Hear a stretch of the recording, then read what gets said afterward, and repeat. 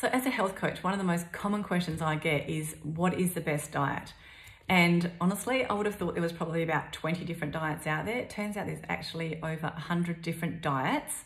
No wonder people are confused. And it's amazing to think that food is that confusing that we need 100 different types of diets. And look, I'm sure that each one, has its scientific studies that will show that their diet is, the best diet.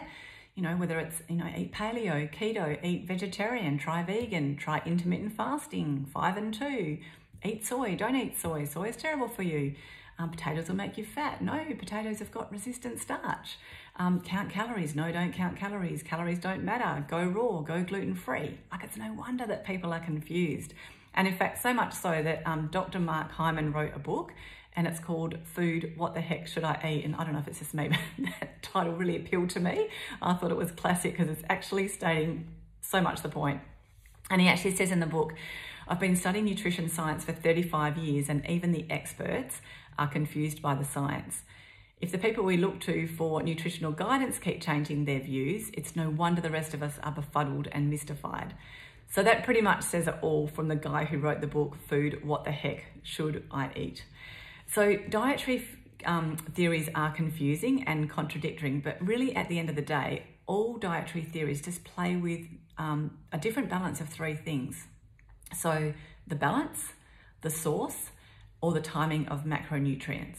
So what are macronutrients? So macronutrients are our carbohydrates, our proteins, and our fats. So when we talk about balance, it means the ratio of carbohydrates to fats to proteins. So really a lot of different diets are basically just moving around the ratio of how many carbs, how many fats, and how many proteins that a person should ideally be consuming in a day. So for example, some diets might be high carb, some might be low carb, some are high protein, some are low protein, some are high fat, some are low fat, and some are high protein and high fat. So source means the type of carbohydrate, fat, or protein. So for example, when it comes to protein, whether you want to eat plant-based protein, such as tofu or lentils or chickpeas and nuts and so on, or whether you prefer a diet that's made up of animal-based protein, so, meat, chicken, and fish. So, carbohydrates might focus on plant sources, so things like raw fruits and veggies. Others might focus on only gluten-free carbohydrate sources or only specific grains.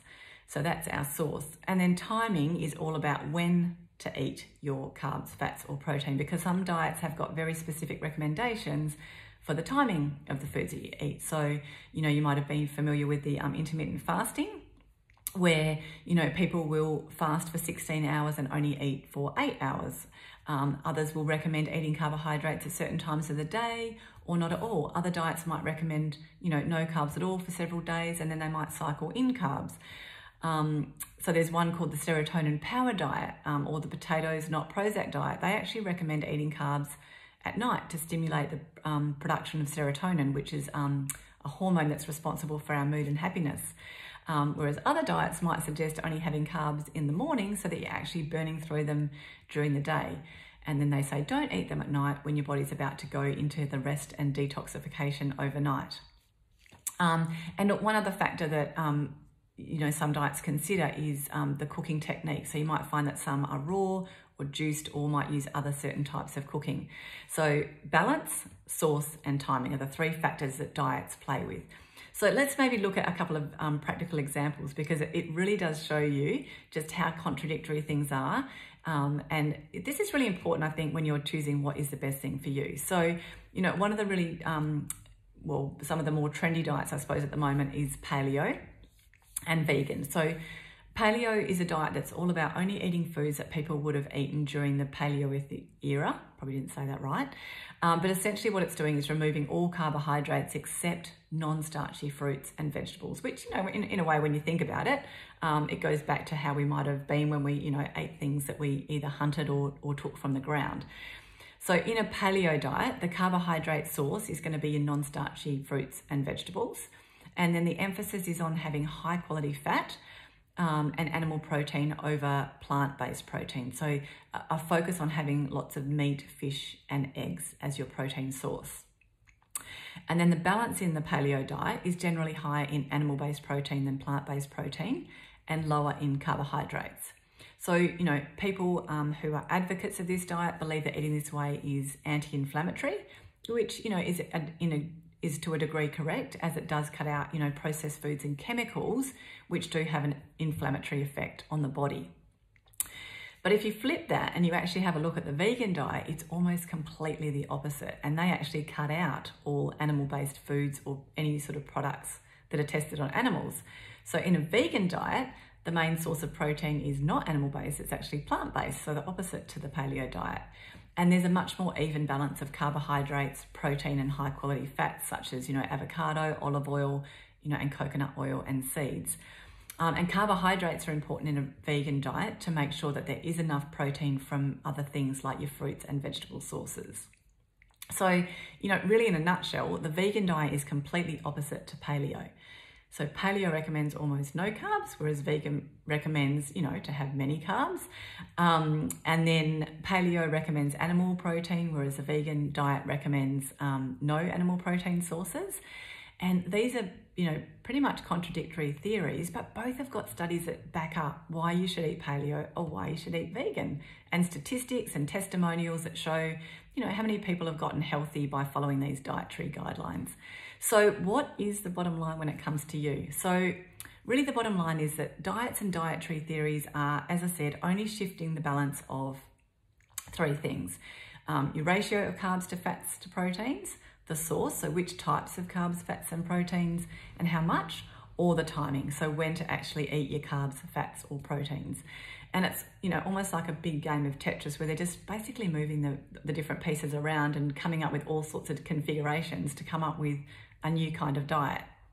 So, you know, really, it's no wonder people are confused when there's so many things out there and so much evidence really to support the different dietary theories. So I guess, you know, in short, when you are looking at what is the best diet, you've got to actually tune into your diet and what's important to you based on your lifestyle. You know, it might be your exercise routine, like that's, you know, can be a really important factor as well. For example, I was talking to a client the other day. She eats super healthy, like really, really healthy, but mainly eats, you know, vegetables and non-starch and salads and things for lunch and dinner, and a bit of protein. And what I picked out with her, and she said, like, I'm really hungry all the time. I'm often snacking. And what I realized was that she actually wasn't eating any carbohydrates. And just by making that change and putting in some carbs, which were going to give her a little bit more quicker energy and fuel, she's actually found that she's not snacking as much and she's not as hungry. So, you know, how much exercise you're doing is an important factor to think about as well. It might also be your beliefs and values. You know, if you're someone who prefers more of a vegan lifestyle, then that's going to suit you with your values. It might also be your stage of life, because how you ate when you were in your 20s compared to your 30s might be very different than how you eat in your 40s and 50s. I know that how I eat now is very different than when I was eating back then, that's for sure. And also your body type, you know, some people just naturally will maybe burn carbs easier than other people and so on. It's going to be completely different because it's got to be what's going to actually work for your body. The other thing is too, we all live different lifestyles these days. I mean, you know, some people are super busy, shift workers, you know, FIFO workers. I know, for example, a lot of FIFO workers that I talk to might prefer, for example, to have a bigger breakfast and lunch, because that's when they're actually out there doing physical activity and burning up all that fuel, and then they don't want to end up eating a big dinner and then going to bed, you know, in the mess hall, and then going to bed with a, you know, great big lump in their stomach. So might choose to actually then, you know, reverse and have, you know, eat like a king for breakfast, a queen for lunch, and a pauper for dinner, and that might suit them. So it's really about focusing in on, you know, what's going to suit you, your lifestyle, your beliefs, how much exercise you're doing, your body type, because at the end of the day, it's actually important to tune into your own body. A lot of the times we do know what foods serve us and what don't. Like, I know for me, for example, I'm not great with bread. I know that when I do have it, I'm going to feel bloated and a bit sluggish.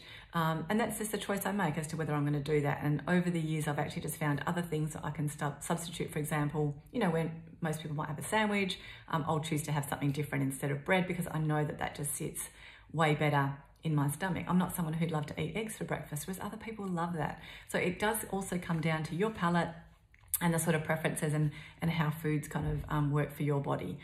So the bottom line is, I think there is no one best diet, but if you've got questions, then reach out, because I've got a very simple dietary theory that I absolutely love and live by, and I'm really happy to share that in here.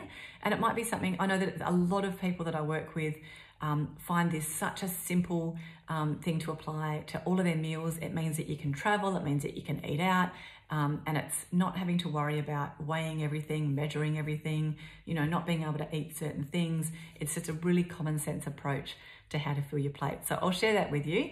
But if you need any help, or if you'd love to chat a little bit more about a particular diet, to understand more about that, please message me, and I'd love to chat with you more and share more information that might be specific to you if I can.